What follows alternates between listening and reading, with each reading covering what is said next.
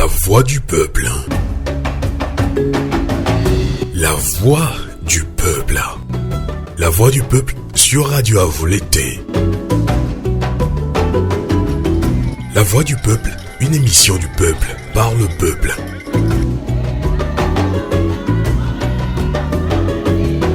Bonsoir Lomé, bonsoir Nerok, Palibé, Sokodé, bonsoir Vaughan, bonsoir Sotobois, bonsoir Dankpem. Bienvenue dans votre émission La Voix du Peuple sur Radio Canal K et sur Radio Avoloté, la voix de la résistance du peuple togolais. La Cour constitutionnelle a validé les résultats des élections législatives et régionales du 29 avril 2024, élections qualifiées de mascarade électorale par les partis politiques de l'opposition. Comment poursuivre la lutte de libération? Entretien exclusif avec Manti Kwame, secrétaire général adjoint de l'ANC Alliance nationale pour le changement. Il a été aussi candidat aux élections législatives et régionales dans la préfecture de la Kébu. Merci de votre résistance sur Canal K sur Radio Avoloté. Radio Avoloté, la voix de la résistance du peuple togolais. Merci de nous être fidèles sur le 3xcanalk.ch et sur Radio Avoloté, la voix de la résistance du peuple togolais. Et comme annoncé, nous accueillons en ligne depuis Lomé au Togo, Manti Kwame. Bonsoir. Bonsoir Sylvain Amos. Bonsoir aux auditeurs et auditrices de la radio Canal K et Avoloté. Merci de nous accompagner en ligne depuis Lomé. Vous êtes secrétaire général adjoint à l'ANC, Alliance nationale pour le changement. Vous étiez candidat aux élections législatives dans la préfecture de la Kébu. Et justement, sans surprise, la Cour constitutionnelle a confirmé lundi dernier, justement 13 mai dernier, les résultats provisoires publiés par la CENI, Commission électorale nationale indépendante, et ces résultats définitifs donnent au parti unique, parti au pouvoir, une écrasante victoire aux élections législatives en lui attribuant 108 sièges de députés sur les 113 à pouvoir. Alors, Manti Kwame, compte tenu de la composition de la Cour constitutionnelle, avez-vous été surpris ou déçu par la décision de cette institution inféodée par le parti unir? Non, en réalité, la décision de la Cour constitutionnelle ne surprend personne. Nous sommes habitués au Togo de voir les institutions de la République agir en faveur du parti au pouvoir. En faisant nos recours, on ne s'attendait pas à un changement de ton. Et donc, nous ne sommes pas surpris. Vous n'êtes pas donc surpris. Là, vous parlez de recours. Justement, une vingtaine de recours avaient été déposés par l'ensemble de l'opposition pour montrer l'ampleur des fraudes électorales. Alors, la Cour constitutionnelle a-t-elle instruit les dossiers de recours et justifié la raison pour laquelle ces recours ont été rejetés? N'étant pas membre de la Cour constitutionnelle, je ne peux pas dire si elle a instruit ces dossiers ou pas. Mais la réponse à nous adressée par la Cour constitutionnelle prouve que notre dossier, lui, n'a pas été instruit.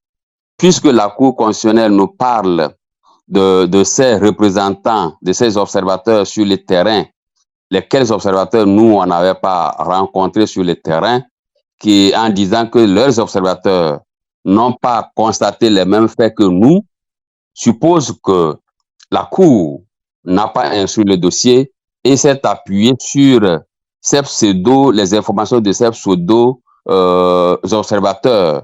Et je rappelle que dans la Kébu, nous n'avons vu aucun observateur de la Cour constitutionnelle. Aucun ne nous a approchés, nous n'avons rencontré personne se réclamant de la Cour constitutionnelle.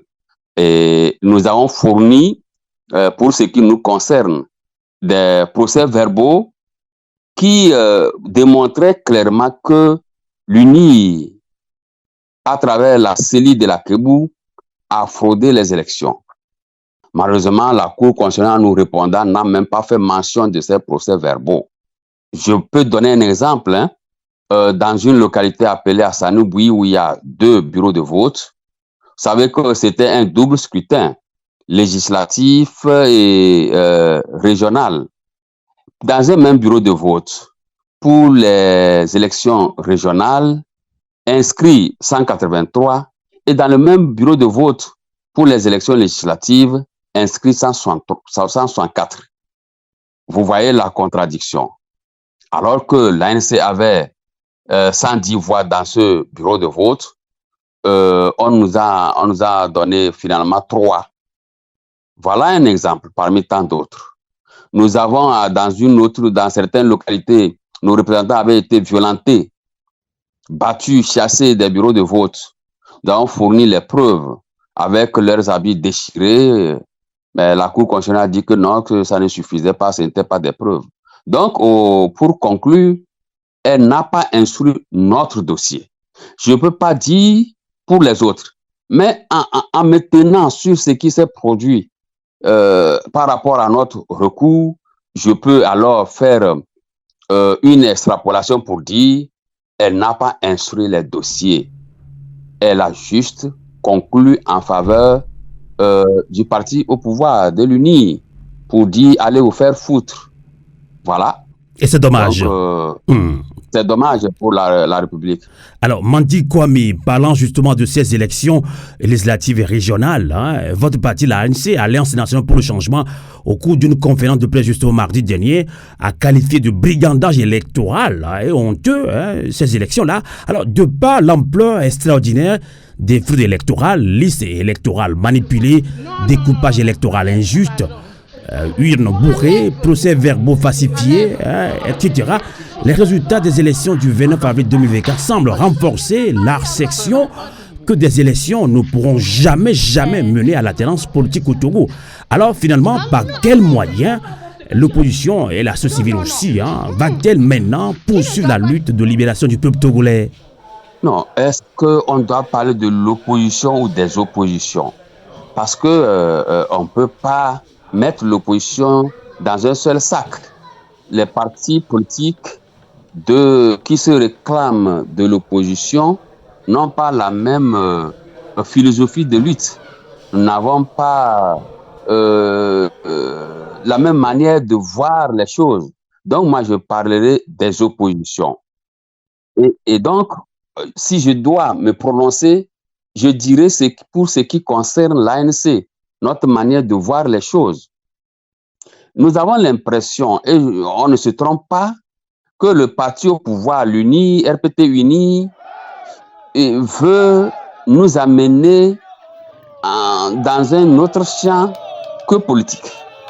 Parce que, en tant que parti politique, la seule voie pour conquérir le pouvoir reste les élections. Maintenant, si le parti au pouvoir dénie à l'élection le pouvoir de parvenir à une alternance en procédant systématiquement à des fraudes pour conserver le pouvoir, c'est comme si ils insistent. Quand je dis ils, c'est les dirigeants de l'UNI, du RPT-UNI, insistent sur ce qu'avait déclaré entre-temps le ministre, il était à l'époque ministre des droits de l'homme, son nom m'échappe, qui disait sur une chaîne de télévision que si l'opposition veut prendre le pouvoir, qu'elle aille prendre les armes. C'était le ministre Christian Trimois. C'était le ministre Christian Trimois qui faisait une telle déclaration. Un ministre d'une république qui demande aux populations ou à l'opposition, si elle veut prendre le pouvoir, d'aller prendre les armes. Donc, le comportement est persistant du RPT-UNI confirme cette déclaration du ministre Trimois. Maintenant, est-ce que nous, on ira prendre les armes? Je crois qu'en tant que parti politique, nous allons encore évaluer d'autres possibilités qui s'offrent à nous, peut-être des manifestations et d'autres. Les manifestations, quand je dis des manifestations, ça englobe tout. Ça englobe la désobéissance civique et ainsi de suite. Nous allons examiner ces possibilités-là et voir ce qui convient le mieux pour atteindre l'objectif visé par le peuple togolais qui est l'alternance au pouvoir à la tête du pays. Tout à fait. Alors, donc, les élections, aujourd'hui, nous n'allons pas dire que les élections ne sont plus une voie pour réaliser l'alternance, mais je crois que le RPT-UNI nous invite à analyser d'autres voies qui peut-être feront mieux l'affaire. En tout cas, c'est ce que souhaite d'ailleurs le peuple togolais. Beaucoup de Togolais l'ont dit. La solution, ce n'est pas aller aux élections, mais d'aucuns diront également que le problème togolais, ce n'est pas aller ou ne pas aller aux élections. Alors, dit comme il y a l'annonce de la tenue de ces élections, la quasi-majorité des partis politiques de l'opposition a déclaré regretter le boycott des élections de 2018, posture qui a de même surpris plus d'un. Si on se rappelle les raisons objectives qui avaient motivé ce boycott, on ne va plus pratiquer la politique de chaise vide, avez-vous répété. Alors, Mati Kwame, finalement, qu'est-ce qui a évolué depuis lors et qui vous a convaincu d'y participer cette fois-ci? Quelle est finalement votre part de responsabilité dans cette issue des élections? Non, mais en 2018, ce n'était pas les partis de l'opposition qui, de leur propre chef, avaient décidé de boycotter ces élections législatives. Qu'on s'en souvienne que la CEDEAO avait joué un rôle trouble, qui avait donné des gages aux partis politiques de la C14 pour leur donner certaines garanties que finalement la CEDEAO n'avait pas respectées. Au même moment, la diaspora, dans sa grande majorité, appelait les partis de la C14 à ne pas aller à ces élections. Donc, les partis de la C14 étaient entre le clou et l'enclume.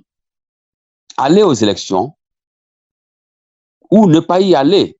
Et finalement, je crois que l'opinion nationale l'avait remporté et a ajouté au rôle trouble que la CEDEAO avait joué. Bon, les partis politiques de la C14 n'avaient pas d'autres alternatives que de ne pas y aller. Maintenant, je crois que c'est sincère de reconnaître plus tard, étant donné l'évolution de la situation politique, la modification de la Constitution qui a permis à Faure Gnassingbé d'avoir la même mise sur l'outil politique du Togo et faire ce qu'ils sont en train de faire, c'était normal de façon sincère que les partis politiques de la CEDEAO regrettent d'être tombés dans le piège de la CEDEAO et même de la diaspora, d'une partie de la diaspora. Maintenant, le résultat actuel nous donne raison du fait qu'on a regretté d'avoir pas pris part aux élections de 2018. Sûrement que si on avait pris part aux élections de 2018, certaines réformes qui ont eu lieu pendant le mandat des députés qui vient de s'achever à la fin de l'année de 2023 n'auraient pas eu lieu. Et donc, le régime RPT uni n'aurait pas toute la latitude de faire ce qu'ils ont fait, d'organiser les élections comme ils les ont organisées. Et on n'aurait donc pas eu les résultats auxquels nous faisons face aujourd'hui. Donc, c'est de bon ton qu'on ait regretté notre non-participation aux élections de 2018. Mais nous assumons, même si c'est la CEDEAO qui avait joué ce rôle trouble, même si c'est la diaspora qui avait pesé dans la balance, il nous appartenait à nous, partis politiques, de prendre nos responsabilités. Et donc, pour avoir décidé de ne pas y prendre part, nous avons assumé jusqu'au bout. Maintenant, c'est pas parce que on a refusé de participer à ces élections en 2018 que le parti ou bien le système RPT uni doit faire ce qu'ils ont fait en refusant au peuple son droit de choisir ses dirigeants. Ce refus au peuple togolais de choisir ses dirigeants est un autre coup de force. C'est un coup d'État constitutionnel, institutionnel. Et donc, l'opposition va tirer toutes les conclusions de ces élections, de notre participation à ces élections, et prendre les décisions qui s'imposent. Avant de vous laisser conclure cet entretien exclusif que vous avez bien voulu accorder sur Radio Canal K, sur Radio Avouleté, revenons un petit peu sur ces élections législatives régionales au Togo. On l'a dit tantôt, la question n'est pas aller ou ne pas aller aux élections, mais comment s'organise-t-on pour aller aux élections dans une dictature? C'est ce que pensent certains Togolais. Menti comme ça, langue de bois, l'unité partielle ou disparate et de dernière minute de l'opposition a-t-elle dérouté les populations? Mais je vous ai dit à l'entame qu'il n'y a pas une opposition, il y a des oppositions.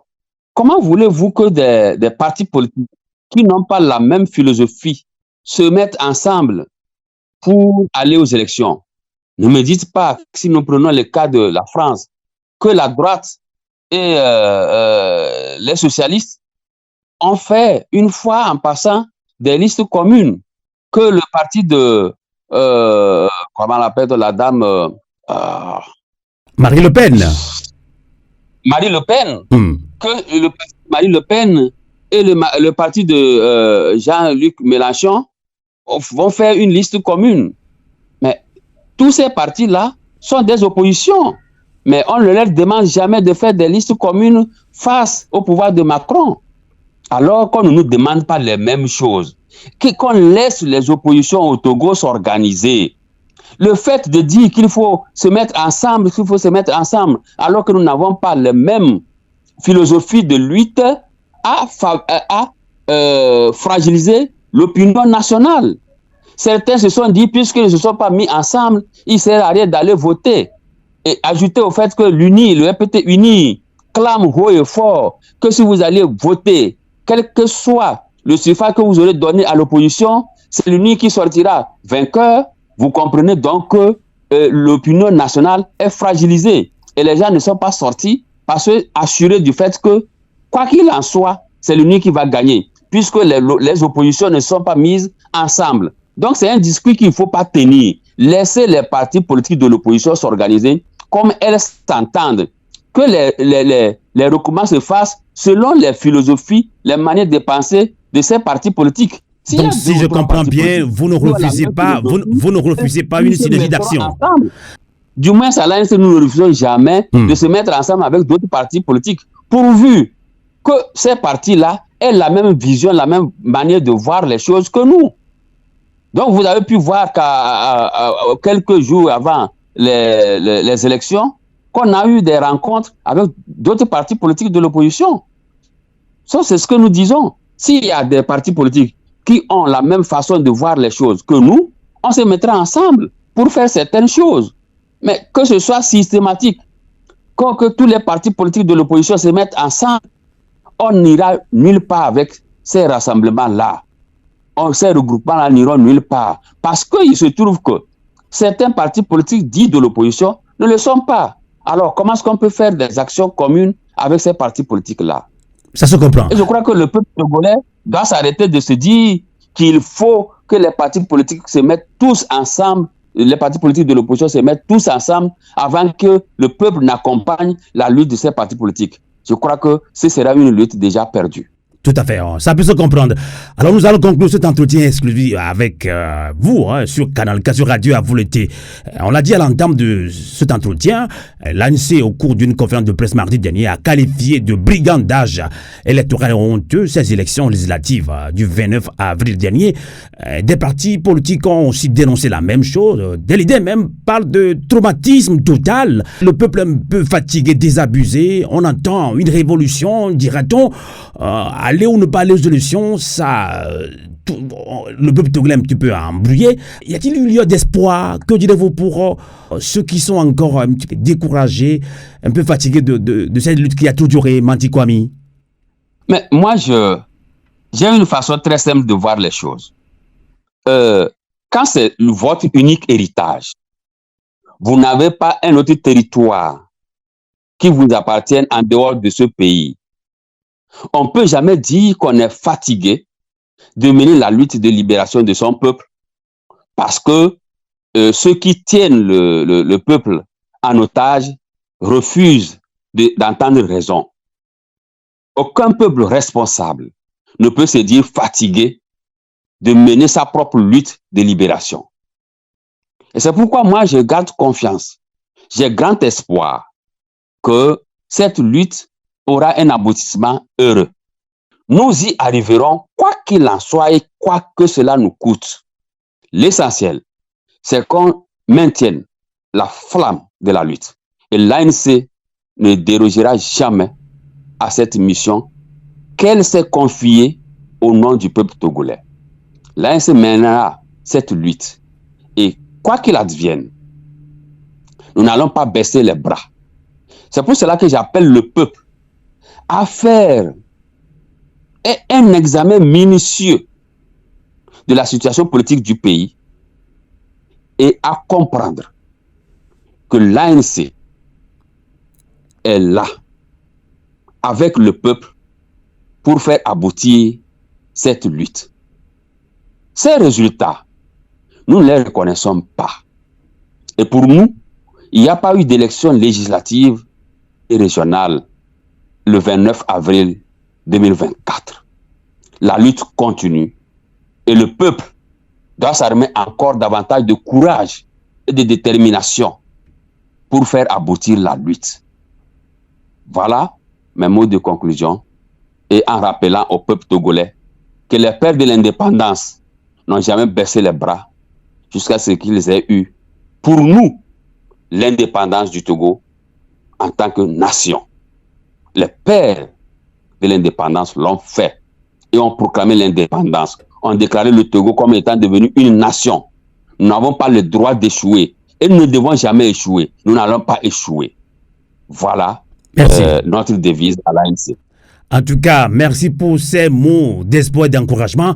Merci infiniment. Manti, comme je rappelle que vous êtes secrétaire général adjoint de l'ANC, Alliance nationale pour le changement. Vous étiez candidat aux élections législatives et régionales dans la préfecture de la Kébu. Merci de nous avoir accompagnés en ligne depuis Lomé. Et on rappelle encore à tous les Africains et Togolais, surtout à toute la jeunesse, on rappelle cette citation de Frantz Fanon qui nous disait: chaque génération doit, dans une relative opacité, découvrir sa mission, la remplir ou la trahir.